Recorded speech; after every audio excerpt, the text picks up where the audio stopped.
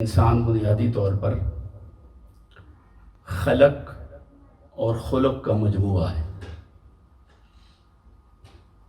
خلق کا مطلب یہ ہے کہ اس کی ایک باڈی ہے، اس کو تخلیق کیا گیا، اس کا ایک جسم ہے، اور خلق کا مطلب یہ ہے کہ اس کے اندر اخلاق ہے، اس کی عادات ہیں، اطوار، اس کی ذہنیت، اس کا کردار، اس کی شخصیت، یہ ساری چیزیں خلق کے ساتھ تعلق رکھتی ہیں۔ تو انسان خلق اور خلق کا مجموعہ ہے، یعنی اس کا ایک فزیکل سٹرکچر ہے اور ایک اس کی انر سیلف ہے جس کو ہم نے خلق کہا۔ تو اس میں صرف اخلاق نہیں آتا بلکہ اس کی پوری شخصیت، اس کا کردار، اطوار، عادات، اٹھنا بیٹھنا، اس کی بول چال، اس کا چلنا پھرنا، نشست و برخاست، بڑوں کے ساتھ اس کا تعلق، چھوٹوں کے ساتھ تعلق، اپنے جیسوں کے ساتھ تعلق، یہ ساری چیزیں بیسیکلی اس کی خلق کے اندر، اخلاق کے اندر آتی ہیں، اور ان دونوں کے مجموعے کو انسان کہا جاتا ہے۔ اب خلق تو اللہ رب العزت نے کر دیا، سٹرکچر اس نے دے دیا، باڈی اس نے بنا دی، ہم فزیکلی ایگزسٹ کرنے لگ گئے۔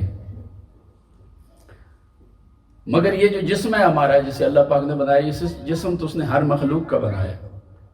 جسم تو جانوروں کا بھی ہے، انسانوں کا بھی ہے۔ کوئی رب کو مانے اس کا بھی جسم ہے، نہ مانے اس کا بھی ہے۔ گدھے گھوڑے کا بھی جسم ہے، تو خنزیر کا بھی جسم ہے، کتے کا بھی جسم ہے۔ تو خلق تو اللہ پاک نے ہی کیا ہے ساری مخلوقات کو۔ انسان جو ساری مخلوقات سے جدا ہو رہا ہے اور ممتاز ہو رہا ہے، تو ایک تو یہ کہ اس کی خلق میں اللہ رب العزت نے اس کو باقی ساری مخلوقات سے علیحدہ کر دیا، اس کو اس کی خلق میں امتیاز دیا۔ حدیث پاک میں اللہ پاک نے فرمایا، حدیث قدسی ہے کہ میں نے اس انسان کو اپنی صورت پر پیدا کیا ہے، اور قرآن نے کہا لَقَدْ خَلَقْنَا الْإِنسَانَ فِي أَحْسَنِ تقویم، کہ اس انسان کو ہم نے احسن تقویم پر، بیوٹیفل اور بیلنسڈ سٹرکچر کے اوپر پیدا کیا ہے۔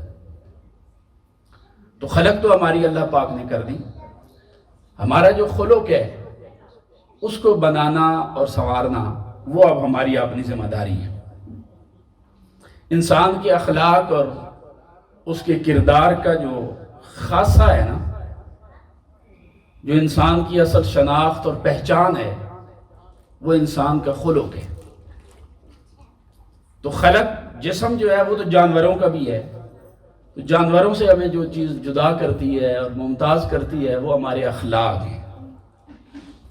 اب دنیا میں اس انسان کے فائدہ مند ہونے کے یا نقصان دہ ہونے کے، اس کے مفید ہونے کے یا مضر ہونے کے، اور اس کے آخرت میں کامیاب ہونے یا ناکام ہونا، تو ان ساری باتوں کا انحصار ہمارے اخلاق پر ہے۔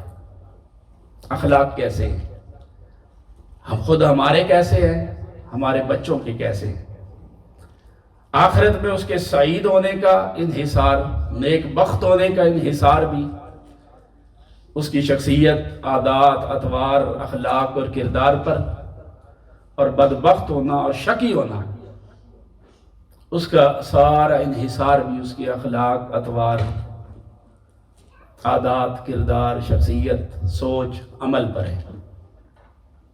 یعنی خلق ہمیں اللہ پاک نے کر دیا، اخلاقی تربیت ہم نے اپنی بھی خود کرنی ہے، اور جو ہماری ذمہ داری میں آگے ان کی بھی کرنی ہے۔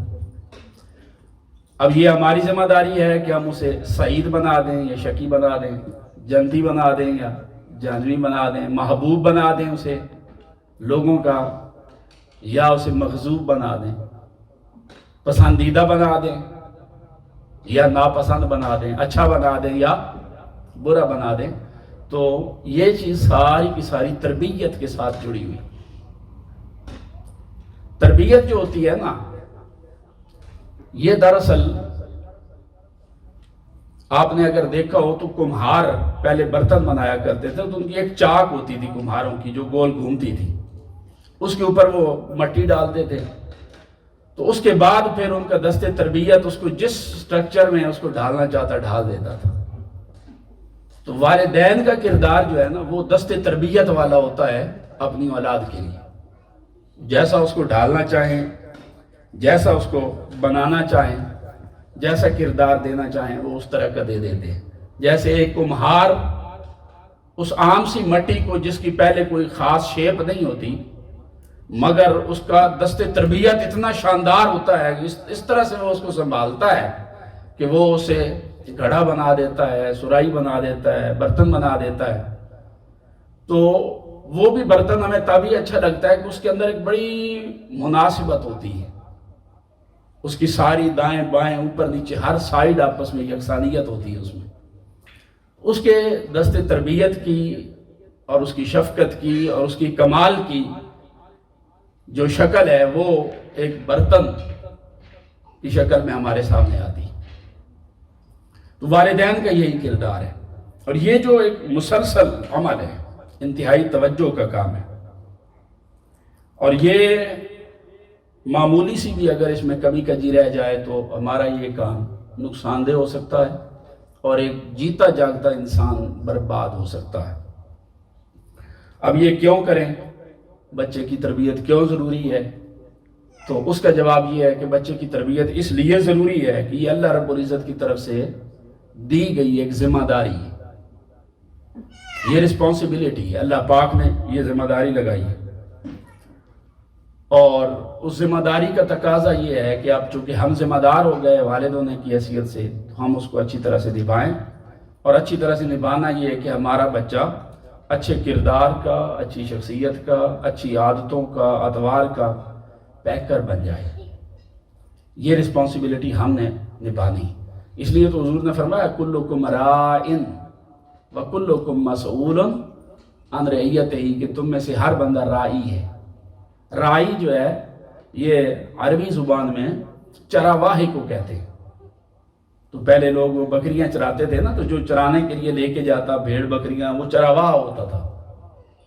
تو آپ نے دیکھا چراواہ جب بکریاں لے کر جاتا ہے تو کوئی بکری اس کی دائیں بائیں نکلتی ہے، کوئی سیدھے راہ چلتی ہیں، ادھر ادھر نکلتی ہے، تو وہ اس کو سیدھے راہ پر لے کر تو آتا ہے مگر تشدد نہیں کرتا، یہ نہیں کہ ان کی ٹانگیں توڑ دیتا ہے، ٹھیک ہے، وہ ادھر ادھر نکلنے سے بھی روکنا ہے، دائیں بائیں بھی نہ ہو، ڈی ریل بھی نہ ہو، اپنی راہ پر بھی رہے، کسی کا نقصان بھی نہ کرے، کسی کی فصل بھی نہ اجاڑے، سیدھی راہ پر بھی رہے، جہاں پر چرنا ہے صرف وہاں پر چرے، جو آپ اسے کھلانا چاہتے ہیں، جہاں چرانا چاہتے ہیں وہاں سے اپنی ضرورت پوری کرے، اپنا پیٹ بھرے، ادھر ادھر نہ دیکھے۔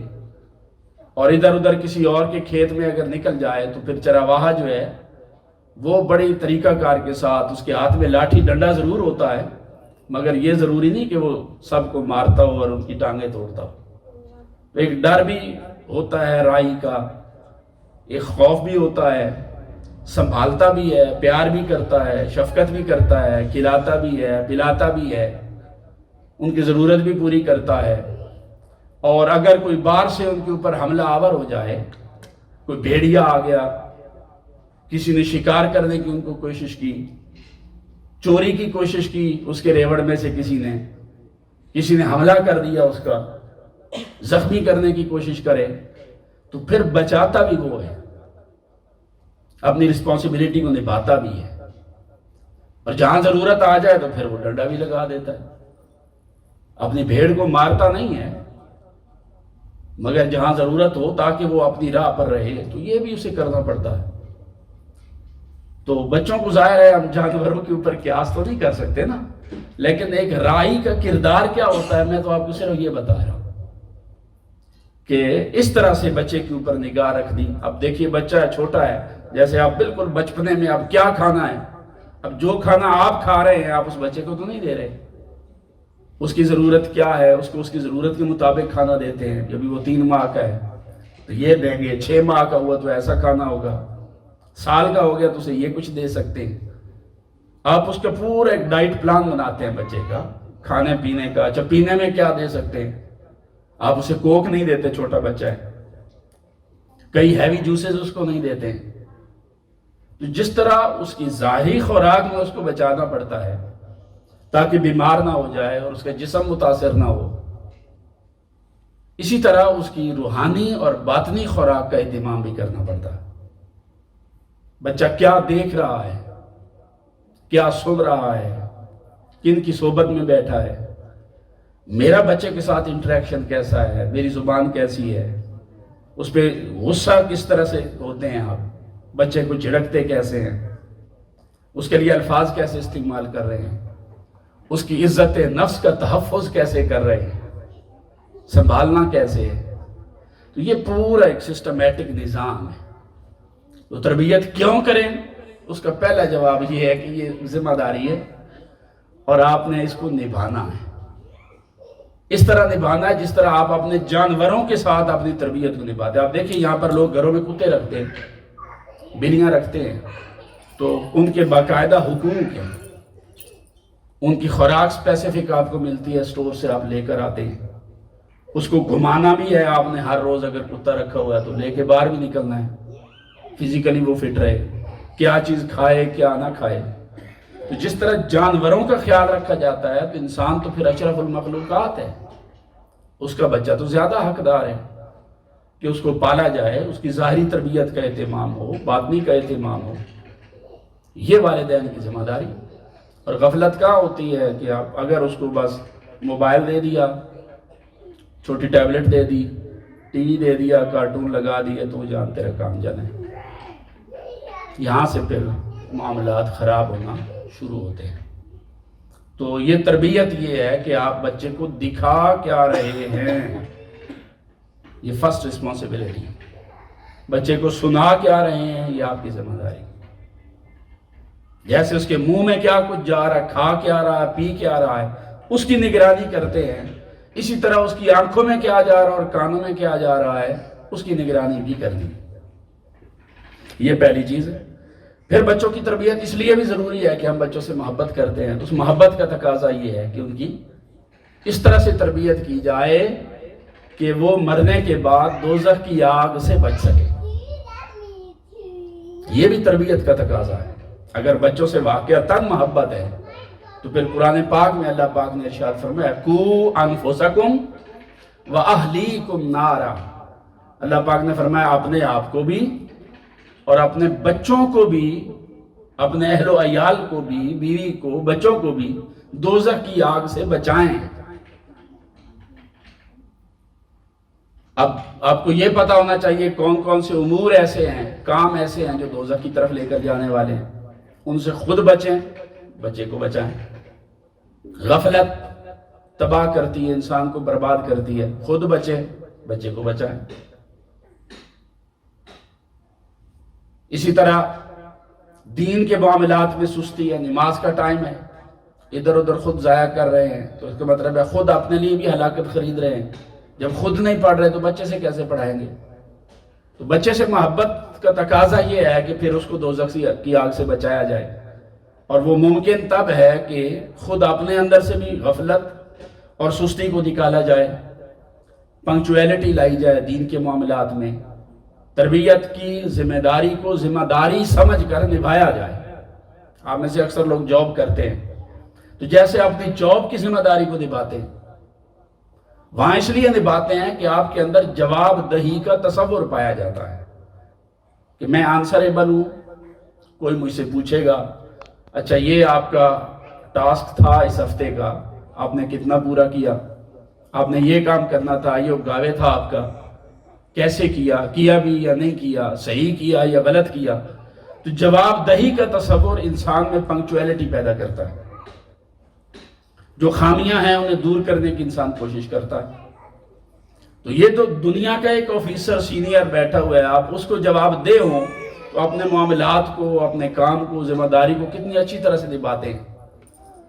اور وہ جو مالک الملک ہے، جس کی بارگاہ میں جا کر یقیناً ہم نے جواب دہ ہونا ہے، جس کے بارے میں ہم ہر روز پڑھتے ہیں کہ مالک یوم الدین، قیامت کے دن کا مالک ہے، اور اس کی بارگاہ میں اٹھایا جائے گا، یہ بھی یقین ہے۔ ہمیں یہ بھی پتہ ہے ہم نے جواب دینا ہے، اور یہ بھی پتہ ہے کہ میں صرف اپنا جواب دے نہیں بلکہ جن کی ذمہ داری میرے کندھوں پر ڈالی گئی میں ان کا بھی جواب دے ہوں۔ تو کیا تیاری کر رہے ہیں ہم اس بارگاہ میں جواب دہی کے لیے؟ آنسریبل ہیں ہم۔ ایک بچے کے اخلاق اگر برباد ہو گئے، اپنا جواب دینا اس بارگاہ میں مشکل ہوگا، اس کا بوجھ کیسے اٹھائیں گے؟ وہ دیندار نہیں ہے، وہ ذمہ داری کیسے نبھائیں گے؟ یہ جو تصور ہے نا، ٹھیک ہے جی دیکھا جائے گا، بڑا ہو کے سمجھ جائے گا، بڑا ہو کے تو اس نے وہی کرنا ہے جو کچھ آپ نے اس کو بچپن میں بنانا ہے۔ بھئی جو آج آپ بیج آج بو رہے ہیں، بڑے ہو کے تو اسی کی فصل ہی کاٹیں گے نا۔ جی صاحب، یہ بچوں کی ذمہ داری کس ایج تک ماں باپ پر رہتی ہے؟ اگر ماں باپ پوری کوشش کرے اور ایک ایج کے ایسے ہو کہ بچے پھر بات ہی نہ مانے کریں، بالکل چینج ہو جائے، پھر ماں باپ کی ذمہ داری کب تک ہے کہ ان کو اگر وہ فوت ہو جائے تو وہ جواب دے بچے کی تربیت کی اور اپنی؟ دیکھیے، میں نے پچھلے گفتگو میں یہ بات کی تھی کہ بچے تین چیزوں سے سیکھتے ہیں۔ ایک تقلید سے بتایا تھا، دوسرا رہنمائی سے بتایا تھا، تیسرا تجربات سے بتایا تھا۔ تقلید تو میں نے کہا کہ وہ بچپن میں کرتا ہے آپ کی، ٹھیک ہے، 6 8 10 سال تک وہ جو کچھ اس نے بننا ہوتا ہے نا بیسیکلی بچے نے، وہ 10 سال تک بن چکا ہوتا ہے۔ اس کی تقلید اس کی پیدائش سے ہی شروع ہو جاتی ہے، اس کی عادتیں 3 سالوں میں اس میں راسخ ہو جاتی، 7 سالوں میں اور پختہ ہوتی، 10 سال تک اس کے کردار کا حصہ بن جاتی۔ تو بالکل پیدائش سے تقلید، یہ تو اب آپ نے اس کو اپنا مورل کریکٹر دکھانا ہے، لیکن اس کو رہنمائی تقریباً 22 سے 24 سال تک ہوتی ہے۔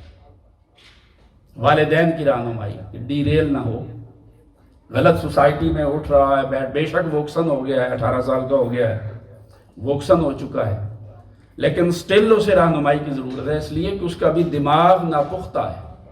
اسے نہیں پتا کہ کس قسم کے لوگ سوسائٹی میں، معاشرے میں باہر بیٹھے ہیں، وہ اس کے ساتھ کس طرح کے معاملات کریں گے۔ اس نے اپنے آپ کو آگ سے کیسے بچانا ہے، برائی سے کیسے بچانا ہے، بے حیائی سے کیسے بچانا ہے، جو نیگیٹو کنٹرولز ہیں باہر سوسائٹی کے، ان سے کیسے بچانا ہے۔ تو رہنمائی والدین کی وہ اس ایج میں بھی پہنچ جائے تب بھی اس کو ضرورت رہتی، مگر اس ایج میں مانے گا وہ تب جب اس کو بچپن کی جو دور ہے نا، اس میں بہت سخت محبت بھی ملی ہوگی اور تربیت بھی ملی ہوگی۔ وہ والدین جنہوں نے بچپن میں اپنی اولاد کو 7 سال تک شدید محبت دی، 7 سال تک، اور 7 سے لے کر 10ویں سال تک ان کی سخت نگرانی کی، یعنی اتنی سخت نگرانی کہ ان کو نوالا سونے کا دیا مگر شیر کی آنکھ سے دیکھا، اور 12 سے لے کر پھر 14 سال تک، ان 4 سالوں میں 10 سے لے کر 14 سال تک، 11 سے 14 سال تک، اس دورانیے میں ان کو اپنا دوست بنا لیا۔ پہلے شدید محبت ہے، شدید محبت ضد پیدا کرتی ہے، نہیں مجھے یہ چاہیے، یہ چاہیے، یہ چاہیے، ریکوائرمنٹس ہیں، محبت کا تقاضا آپ پورا کرتے چلے جاتے ہیں۔ 7 سے 10 سال تک اب آپ اس کی کردار سازی، نہیں یہ کرنا ہے، یہ نہیں کرنا، یہ جائز ہے، یہ ناجائز ہے، یہ کھا سکتے ہو، یہ کام کر سکتے ہو، یہ چیز دیکھ سکتے ہو، یہ نہیں دیکھ سکتے۔ اب آپ کا کنٹرول اس کے اوپر شروع ہوتا ہے، اب تربیت شروع ہو گئی۔ 7 سال تک آپ نے سب کچھ مانا، اب آپ کچھ مان رہے ہیں اور کچھ نہیں مان رہے ہیں۔ اب چونکہ آپ کچھ نہیں مان رہے ہیں تو اب یہاں خطرہ یہ ہے کہ بچہ کہیں آپ سے دور نہ ہو جائے، لیکن تربیت کا تقاضا یہ ہے کہ اس دوران صحیح سے اس کے اوپر سختی رکھی جائے تاکہ اس کا اخلاق اچھا ڈیولپ ہو جائے۔ کسی کے ساتھ بد زبانی کر رہا ہے تو آپ ناراضگی کا اظہار کریں، برا لفظ نکل رہا ہے اس کی زبان سے، آپ اس کو احساس دلائیں کہ میں آپ سے ناراض ہوں۔ جب 11 سال سے اوپر ہو گیا، 11 سے 14 سال، اب یہ ہے کہ گریجولی آپ نے اس کو اپنے ساتھ فرینڈشپ کے دائرے میں داخل کرنا۔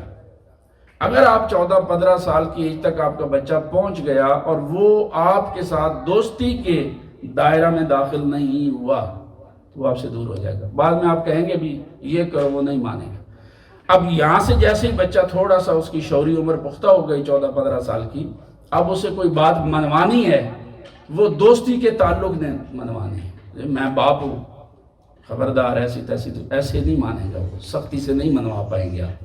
اب ہمارے یہاں مسئلہ یہ ہوتا ہے کہ 10 11 12 سال تک تو ٹوٹل چھوٹ دے دیتے ہیں، اب جا کر 11 سے 12 14 سال کی عمر تک جب اس کی تھوڑا سا اس کی مرضی اس کو دینی چاہیے تھی، اوپننیس دینی تھی اس کو کسی حد تک، تاکہ فرینڈشپ ڈیولپ ہو جائے اس کے ساتھ، تو وہاں پر جب جا کر ہم لوگ سختی شروع کر دیتے ہیں بہت زیادہ، جب کہ اس کو محبت دینی تھی، تو یہاں سے ہی پھر راستے آہستہ آہستہ جدا ہونے لگ جاتے ہیں۔ وہ 18 سال کا ہو گیا، 20 کا ہو گیا، اب وہ مرضی کا مالک ہے، اب آپ کہتے ہیں بچہ اسکول میں جا رہا ہے، اب کیا کرے، مانتا ہی کوئی نہیں، تو یہ غلطی ہو چکی ہے پہلے۔ اب اس کا ازالہ کیسے ہو؟ اس کا ازالہ یہ ہے کہ آپ اس کو سنیں، اس کو اپنے ساتھ مشاورت کے عمل میں ایڈ کر لیں۔ آپ نے کوئی چیز بھی لینی ہے نا گھر کی، اسے کہ بیٹا بتاؤ نا کیسی لے، آہستہ آہستہ اس کا آپ کے اوپر جو اعتماد ہے اس کو آپ نے بحال کرنا ہے، اس کی مرضی کے مطابق چند فیصلے کریں، وہ کیا کہہ رہا ہے اس کو سنیں، آپ کو ناپسند ہے تو ڈائریکٹ اس کو اس طرح نہیں کہیں۔ دیکھیے جہاں پر گرفت کر دیا ہے، سختی کر دی ہے، وہاں پر صحیح سختی ہونی چاہیے۔ کوئی غلط کام کر رہا ہے، آپ نے روکتا ہے، بے شک اس ایج میں بھی ہے، آپ صحیح پکڑ کریں اس کی، لیکن اس کا مطلب یہ تو نہیں کہ اس کی ہر بات ہی اب رد کرنا شروع کر دیں۔ اب آپ اگر 14-15 سال سے اوپر نکل گیا، 16 سال سے اوپر نکل گیا ہے، تو کوشش کریں کہ وہ آپ کے ساتھ اس دوستی کے دائرے میں داخل ہو، باپ بیٹا دوست بن جائے، ماں کا فرینڈ بن جائے، وہ بیٹی ہے تو سہیلی بن جائے۔ سوال ہی پیدا نہیں ہوتا، اگر آپ سہیلی بنانے میں اسے کامیاب ہو گئی ہیں تو جو آپ چاہتی ہیں وہ اس طرح نہ چلے، وہ چلے گی۔ مسئلہ یہ ہے کہ میں نے کہا کہ سارا کچھ ہوتا، وہ جو خشت اول بولتے ہیں نا، پہلی اینٹ عمارت کی، فارسی میں کہتے ہیں کہ اگر وہی ٹیڑھی لگا دی جائے نا تو آپ تاثریا آسمان تک بھی بلڈنگ بنا لیں تو وہ ٹیڑھی جاتی ہے۔ پہلی اینٹ ہی اگر غلط رکھ دی، اور وہ پہلے جو 5 6 7 سال تھے جس میں پیار محبت بھی دیتے ہیں، بہت ساری چیزوں سے اس کو بچاتے ہیں، تو وہ پیار محبت سارا کچھ ہم لوگ کر رہے ہوتے ہیں۔ جب 7 سے 10 سال تک جب تربیت میں ڈالنا تھا، جب اس نے غفلت کی، مسئلہ یہاں پر ہوتا ہے جب کچھ سختی کرتے ہیں۔ کسی سے محبت کرنا آسان ہے، کسی کو اس کی برائی سے روکنا مشکل ہے۔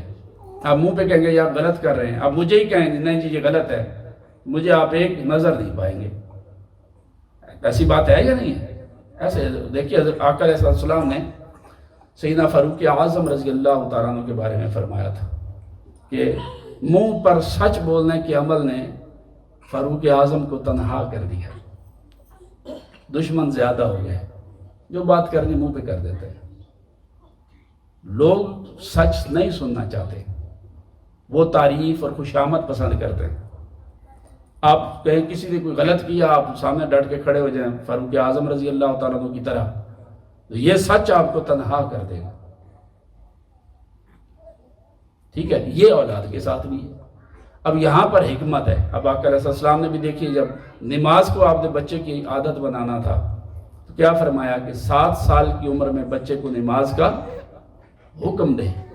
اب حکم آ گیا کہ پڑھو، لازم کر دیں، ساتھ کھڑا کریں اس کو نمازوں میں، اور 10 سال کی عمر تک نہ پڑھے تو سختی کریں اس کے اوپر۔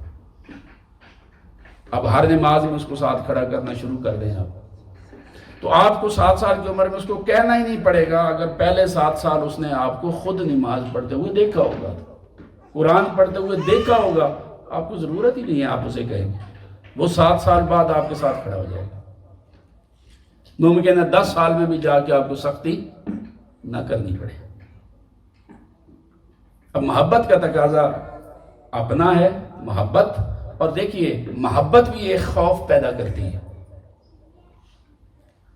خوف کا جو عنصر ہوتا ہے نا، یہ 2 چیزوں سے جنم لیتا ہے، خوف، ڈر۔ اللہ رب العزت کی ذات کے ساتھ اب ہمارے اندر اس کا خوف ہے، لیکن ہمارے اندر کس چیز کا خوف ہے کہ اگر ہم نے گناہ کیا تو اللہ کیا کرے گا؟ ہاں جی، کس چیز سے ڈرتے ہیں ہم کہ اگر ہم نے گناہ کر دیا تو اللہ پاک کیا کرے گا ہمیں؟ دوزخ میں ڈال دے گا۔ دوزخ کا خوف ہے، خوف ہمارے اندر ہے، خوف اولیاء اللہ کے اندر بھی ہوتا ہے، تو ہمارے اور ان کے خوف میں کس چیز کا فرق ہے؟ خوف ہمارے اندر بھی ہے، خوف صالحین کے اندر بھی ہے۔ اللہ رب العزت کا خوف اللہ کے پیغمبروں کے اندر بھی تھا، رسولوں نبیوں کے اندر بھی تھا، صحابہ کرام کے اندر تھا، اولیاء اللہ، صالحین، متقین، یہ سارے اللہ رب العزت کا خوف رکھتے تھے۔ ہمارا عام لوگوں کا خوف یہ ہے کہ وہ دوزخ میں ڈال دے گی، یعنی ہمارے اندر دوزخ میں جانے کا خوف ہے۔ ان کے اندر جو خوف پایا جاتا ہے وہ دوزخ میں جانے کا نہیں، وہ کہتے ہیں وہ 70 ماؤں سے بڑھ کر مجھ سے محبت کرنے والی ذات ہے، اگر میں نے اس کی نافرمانی کی نا وہ مجھ سے ناراض ہو جائے گا۔ تو اللہ کے ناراض ہونے کا خوف ہے، دوزخ کا خوف نہیں۔ دو لوگ اللہ سے ڈر رہے ہیں، ایک اس لیے ڈرتا ہے کہ مجھے جہنم میں نہ ڈال دے، اور دوسرا اس لیے ڈرتا ہے کہ محبوب کہیں مجھ سے منہ نہ پھیر لے۔ ڈر تو دونوں رہے ہیں، مگر دونوں کے خوف میں فرق ہے۔ اب وہ خوف کہ محبوب مجھ سے منہ نہ پھیر لے، یہ خوف محبت ہے، اور کہیں جہنم میں نہ ڈال دے، پکڑ نہ لے، وہ خوف دوزخ ہے۔ تو خوف محبت جو ہوتا ہے یہ انسان سے ہر کام کروا جاتا ہے، یہ خوف محبت ہے کہ کہیں حضور ناراض نہ ہو جائیں۔ صحابہ کرام رضوان اللہ علیہ مجمعین ہر وقت حضور کی بارگاہ میں بیٹھے، اور اس طرح بیٹھے ہیں کہ جیسے سروں پر پرندے بیٹھے ہوئے۔ عروہ بن مسعود کہتے ہیں کہ حضور کی بارگاہ میں اس طرح صحابہ بیٹھتے جیسے سروں پر پرندے بیٹھے ہوئے ہیں، کہ اگر معمولی سا سر ہلایا وہ پرندہ اڑ جائے گا۔ ان کے اندر جو حضور کی بارگاہ کا خوف تھا وہ خوف محبت تھا، ناراض ہو جانے کا خوف۔ اب آپ بچے کو اتنی شدید محبت دیں، ٹھیک ہے، کہ وہ آپ کو فالو کرنا شروع کر دیں، ٹھیک ہے، یہ جو خوف محبت کے ذریعے اس کے اندر ڈیولپ ہوگا وہ ہوگا والدین کی بے ادبی کا خوف۔ اچھا اگر میں نے بات نہ مانی تو ناراض ہو جائیں گے، میں نے کہا نہ مان، میں نے نماز نہ پڑھی تو مجھ سے ناراض ہو جائیں گے، میں نے جھوٹ بولا تو مجھ سے ناراض ہو جائیں گے، ٹھیک ہے۔ تو یہ خوف اس کی شخصیت کو بنا جاتا ہے۔ اور دوسرا خوف ہے میں نے نماز نہ پڑھی تو مجھے تھپڑ لگے گا، میں نے جھوٹ بولا تو گالیاں پڑیں گی۔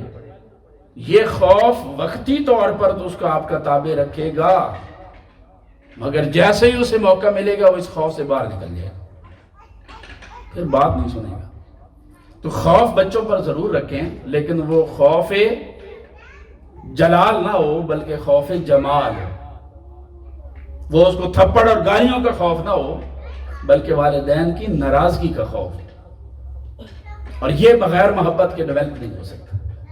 وہ کچھ کر بھی رہا ہے تو محبت اضافہ کرے اس کے اندر، انشاءاللہ ٹھیک ہو جائے گا۔ اب دیکھیے جب آپ یہ محبت دیتے ہیں، میں ایک مثال دیتا ہوں آپ کو۔ حضرت سیدنا ابراہیم علیہ السلام کا واقعہ اللہ رب العزت نے قرآن مجید میں بیان کیا۔ اللہ پاک کی بارگاہ میں کہنے لگے کہ باری تعالیٰ مجھے دکھا کہ تم مردوں کو کیسے زندہ کرے گا۔ اللہ پاک نے فرمایا اولم تؤمن، اے ابراہیم کیا مردوں کو زندہ کرنے کی میری جو قوت و طاقت ہے تو اس پر ایمان نہیں رکھتا؟ قال بلا، کہنے لگے باری تعالیٰ میں مانتا ہوں کہ تو مردوں کو زندہ کر سکتا ہے، ولیکن لیطمئن قلبی، لیکن میں اطمینان قلب کی خاطر موت کو حیات میں بدلتے ہوئے دیکھنا چاہتا ہوں کہ تو کیسے مردوں کو زندہ کرے گا۔ اللہ رب العزت نے فرمایا ایسا کر کے فخذ اربعۃ من الطیر، 4 پرندے پکڑ لے، فسرہن الیک، اور انہیں اپنے ساتھ مانوس کر۔ انہوں نے 4 پرندے پکڑے، مرغ، مور، کوا اور کبوتر، یہ 4 پرندے انہوں نے پکڑے۔ مرغ کی طبیعت اور ہے، مور کی اور ہے، کوے کی اور ہے، اور کبوتر کی اور آپ جتنی محبت کر لے کوا آپ کے ساتھ مانوس نہیں ہوتا۔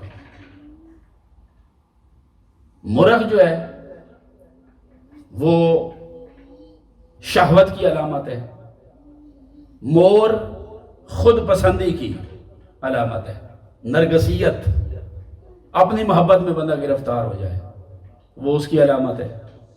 کوا کمینگی کی علامت ہے، لالچ کی، ہرس کی، طمع کی، غلاظت کھانا، گندگی کی۔ اس کی طبیعت بالکل مختلف ہے. ٹھیک ہے. کبوتر ہے، اس کی طبیعت کچھ اور ہے، خلوت پسندی ہے اس کے اندر، ذکر ہے، فکر ہے. تو یہ چار ہیں، مرغ، مور، کوا اور کبوتر. تو چاروں کی طبیعت مختلف ہے. ابراہیم علیہ السلام کو کہا جا رہا ہے کہ چار پرندے پکڑ کے اپنے ساتھ مانوس کرے. مانوس کا لفظ انس سے نکلا ہے، محبت. ان کو اتنی محبت دیں کہ وہ آپ سے ہیزیٹیٹ نہ کرے، جج کے نہیں، ایسے آپ کے ساتھ میل ملاپ رکھنے لگ جائیں. آپ سے ان کے اور آپ کے درمیان خوف کا جو عنصر ہے وہ بالکل ختم ہو جائے. اس طرح سے ان کو اپنے ساتھ مانوس کر لیں. اب چار پرندے انہوں نے پکڑے اور اپنے ساتھ مانوس کیا ان کو. اب دیکھیے موت زندگی میں کیسے بدلتی ہے، مردہ کو حیات کیسے دی جا سکتی ہے. اللہ پاک نے فرمایا مردے کو حیات دینی ہے نا، تو اس کے اور اپنے درمیان میں انس پیدا کرو، محبت ڈالو کہ وہ آپ سے خوف کا نہ چھوڑ دے. جب وہ خوب حضرت ابراہیم علیہ السلام کے ساتھ ایسے مانوس ہو گئے کہ درمیان سے خوف اور خطرہ مکمل نکل گیا، اب اللہ پاک نے فرمایا کہ چونکہ آپ نے محبت اتنی دی ہے ان کو کہ وہ آپ کے ساتھ مانوس ہو گئے، اب آپ اپنے ہاتھوں سے ان کے گلوں پر چھریاں چلائیں، ان کو ذبح کر دیں، ان کی ہڈیاں توڑ دیں، گوشت علیحدہ کر دیں، جدا جدا کر کے ان کی گوشت آپس میں ملا دیں، اور سامنے جا کر مختلف پہاڑیوں پر ان کا گوشت بکیریں، اور پھر اے ابراہیم ان کو بلائیے اپنی طرف. جب آپ ان کو اپنے ہاتھ سے آپ نے موت دی ہوگی نا، جب آپ ان کو بلائیں گے تو چونکہ پہلے آپ نے محبت اتنی دی ہے، وہ مردہ بھی پڑے ہوں گے نا، تو آپ کی آواز پر لبیک کہتے ہوئے آپ کے سامنے حاضر ہو جائیں. کہ اگر محبت اس درجے پر دے دی جائے تو اگلا بندہ مر بھی رہا ہو تو وہ آپ کی آواز پر لبیک ضرور کہے گا. ابراہیم علیہ السلام نے ان کو مانوس کیا، پھر ان کی ذبح کر دیا، گوشت مکس کر کے پہاڑی پر ڈالا، ان کو بلایا، وہ زندہ ہو کر ابراہیم علیہ السلام کی بارگاہ میں حاضر ہو گئے. موت کو حیات میں بدلنے کا فلسفہ یہی ہے. بچہ نافرمان ہے، محبت دیں، قربت دیں، وقت دیں اس کو. بچہ نہیں مان رہا تو آپ اس کو کچھ عرصہ ماننا شروع کر دیں، رسپیکٹ، عزت دیں. جب آپ اس کو انس دیں گے نا، دیکھیے وہ تو پرندے تھے، یہ تو آپ کا اپنا بچہ ہے، آپ کا خون ہے، آپ نے اس کو اپنے پیٹ میں رکھا ہے، پالا ہے، اس کے ناز نخرے بچپن سے برداشت کیے ہیں، تو آپ اس کے ناز نخرے آپ اٹھانے کے لیے تیار نہیں ہیں، تو وہ آپ سے مانوس نہیں ہوگا. اور اگر آپ اس لیول کی محبت دینے میں کامیاب ہو گئے تو پھر ابراہیم علیہ السلام کی طرح کہ خواب دیکھا ہے بیٹے کو ذبح کر رہے ہیں، خواب دیکھا، قرآن کہتا ہے انی ارا فی المنام انی اذبحک، خواب دیکھا، کہتے ہیں بیٹے میں نے خواب دیکھا ہے تمہیں ذبح کر رہا ہوں. بیٹا کہتا ہے یا ابت افعل، یا ابت افعل ماذا ترى، میں ابا جان جو آپ نے دیکھا ہے کر گزری ہے، مجھ سے کیا پوچھتے ہیں، میری تربیت ہی آپ نے ایسی کی ہے کہ میں آپ کے سامنے اف تک بھی نہیں کروں. یا ابت افعل ما تؤمر ستجدنی انشاءاللہ مع الصابرین، اگر اللہ پاک نے چاہا تو آپ مجھے سجدہ کرنے والوں کے ساتھ پائیں گے. ٹھیک ہے. اگر تربیت اس لیول کی مل جائے، محبت مل جائے، اولاد اف بھی نہیں کرتی. تو یہ تو نکات ہے، قرآن مجید نے متعدد مقامات پر بتایا اس کو. پھر بھی آپ اتنی محبت دی، اتنی شفقت دی، اتنا پیار دیا، اتنی الفت دی، چاہت دی، اتنی فکر کی، پھر بھی اگر نافرمان ہو رہا ہے تو پھر اس کی قسمت، پھر آپ اس کے ذمہ دار نہیں ہیں. ٹھیک ہے نا. نوح علیہ السلام سے پڑھ کر محبت دینے والا باپ کون ہو سکتا ہے؟ بیٹے کو محبت دی، اس کی قسمت میں ایمان تھا ہی نہیں کہ وہ کشتی نوح پر سوار ہو جاتا. باپ کی بات نہیں مانی، نافرمان تھا. انہوں نے کہا بیٹے اس کشتی پر سوار ہو جاؤ، کہنے لگا نہیں مجھے اس پر سوار نہیں ہونا، میں وہ پہاڑ ہے اس پہ دوڑ کے چڑھ جاؤں گا. دیکھتے ہی دیکھتے طوفان آ گیا، دوڑا پہاڑ کی طرف. انہوں نے پھر بھی آواز دی ادھر آ جاؤ، کہتا نہیں میں اوپر چڑھا جاؤں گا. اللہ پاک نے اتنے زور سے پانی بھیجا، جب اس کے اندر بہہ رہا تھا نا، باپ کی شفقت پدری پھر بھی وہاں پر بھی تڑپ گئی. بیٹے کو اس کیفیت اور حالت میں دیکھ کر کہنے لگے کہ باری تعالیٰ یہ جو ہے یہ میرا بیٹا ہے، ان نبنی من اہلی، میرا بیٹا ہے اور میرا اہل ہے۔ اللہ پاک نے یہ نہیں فرمایا یہ آپ کا بیٹا نہیں ہے، اللہ نے فرمایا بے شک آپ کا بیٹا تو ہے مگر یہ آپ کا اہل نہیں، انہو لیس من اہلک، یہ آپ کا اہل نہیں ہے، یہ آپ کی اہلیت کے قابل ہی نہیں۔ آپ نے اتنی شفقت دی، پیار دیا، محبت دی، آخری وقت تک اس کو بربادی کی طرف جانے سے روکتے رہے، وہ پھر بھی ادھر جا رہا ہے، شقی ہے، سعادت کی راہ چھوڑ کے بدبختی کی طرف جا رہا ہے، تو آپ اس کے ذمہ دار نہیں۔ یہ اس درجے پر جب کوئی چلا جائے تو پھر اس کی قسمت، ماں باپ پھر بھی تڑپتے ہیں، ٹھیک ہے نا۔ تو حضور ایسا دیکھیے ماں کی محبت یہ ہے کہ آقا علیہ السلام کے ایک صحابی تھے، میں نام نہیں لیتا ان کا، تو ان کا وقت موت قریب آ گیا، تو ان کے لیے مشکل ٹائم آ گیا، ان کی روح قبض نہیں ہو رہی تھی اور وہ تڑپ رہے تھے۔ حضرت بلال حبشی رضی اللہ تعالیٰ، سیدنا فاروق اعظم رضی اللہ تعالیٰ عنہ نے آقا علیہ السلام کو بتایا کہ ہمارا بھائی ہے، صحابی ہے، اور اس پر بڑا مشکل لمحہ ہے اور وہ تڑپ رہا ہے، اس کا نزع کا وقت نہیں ہو رہا، موت نہیں آ رہی اور تڑپ رہا ہے۔ آقا علیہ السلام نے فرمایا کہ پتہ کرو کہ اس کے والدین میں سے کوئی زندہ ہے۔ جب پتہ کیا گیا تو پتہ چلا کہ باپ تو نہیں، اس کی ماں زندہ ہے اور وہ علیحدہ رہتی ہے۔ آقا علیہ السلام نے صحابہ کرام کو بھیجا کہ جاؤ اس کی والدہ کو بلا کر لاؤ، اور اگر وہ نہیں آ سکتی تو پھر اسے کہو کہ میں آ جاتا ہوں۔ صحابہ کرام کہا بالکل بوڑھی خاتون، وہ اکیلی رہتی تھی۔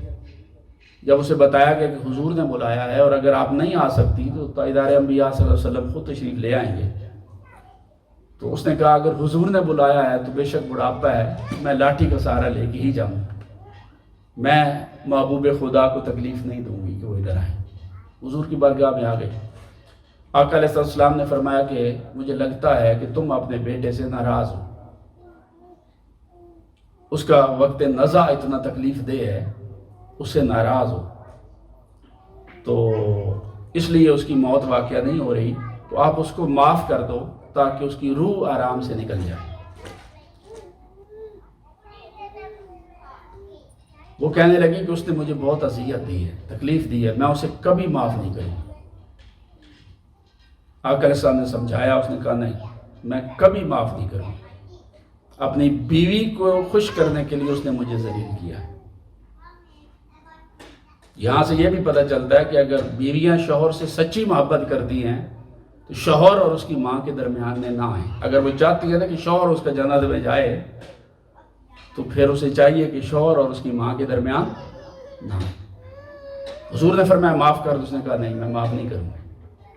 آقا علیہ السلام نے فرمایا جس کے ساتھ اس کی ماں ناراض ہے اتنی سخت، تو میرے ساتھ بھی اس کا کوئی تعلق نہیں۔ صحابہ کرام کو فرمایا کہ لکڑیاں اکٹھی کرو اور اس کو آگ لگا دو، جلا دو۔ صحابہ کرام لکڑیاں اکٹھی کر کے لے آئے۔ جب واقعہ اس خاتون نے دیکھا نا کہ یہ تو اب جلا دیں گے اس کو، ماں تھی پیر کے تڑپ گئی، کہنے لگی یا رسول اللہ میں معاف کرتی ہوں، ابھی معاف کرتی ہوں اس کو، آپ اس کو جلائیں۔ حضور علیہ السلام نے فرمایا مجھے لگتا ہے کہ تم نے صرف میرا منہ رکھنے کے لیے اس کو معاف کیا ہے۔ وہ کہتے نہیں یا رسول اللہ میں نے دل سے معاف کر دیا۔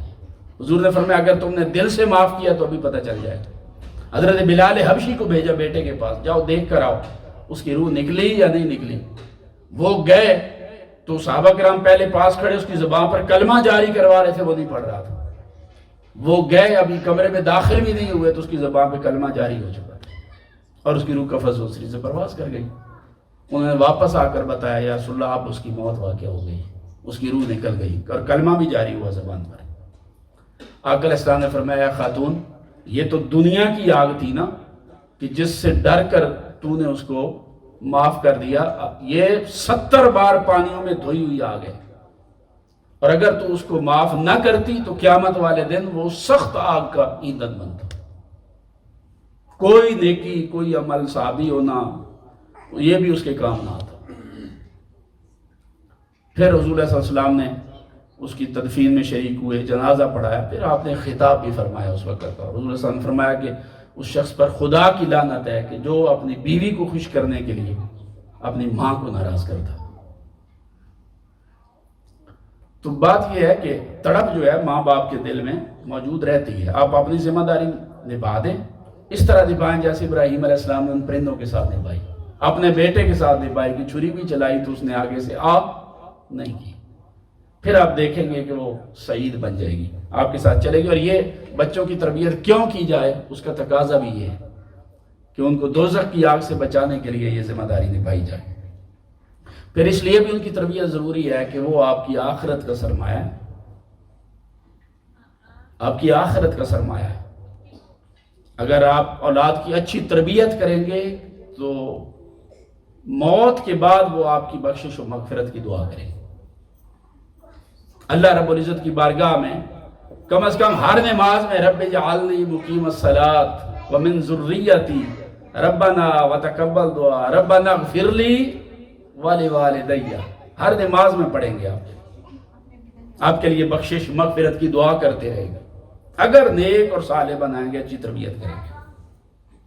تو اچھی اولاد والدین کی بخشش و مغفرت کا ذریعہ ہوتی ہے. حضور نے فرمایا موت ہوتی ہے انسان کی جب اذا مات الانسان انقطع عنہ عمل، انسان کی موت ہوتی ہے اس کا عمل منقطع ہو جاتا ہے.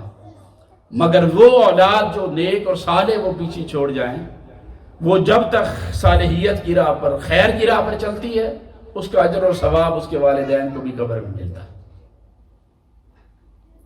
وہ صدقہ جاریہ کر جائیں تو اس کا ثواب ملتا ہے، نیک اولاد کا ثواب اجر والدین کو ملتا ہے. عالم بنا جائیں تو جب تک وہ قرآن و حدیث پڑھاتے رہیں گے، والدین کو قبر میں اس کا اجر اور ثواب ملتا رہے. پھر تربیت اس لیے بھی ضروری ہے،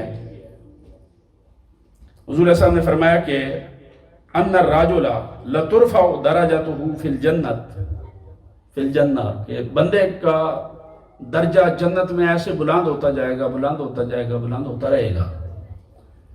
فیقول انا ھذا، وہ پوچھے گا ابھی یہ میرا درجہ کیسے بلند ہو رہا ہے، میرے تو اپنے تو اتنے اچھے اعمال نہیں تھے، بہت کمزوریاں تھیں، مگر پھر بھی میرے درجات بلند ہوتے جا رہے ہیں، تو یہ کیسے ہو رہا ہے.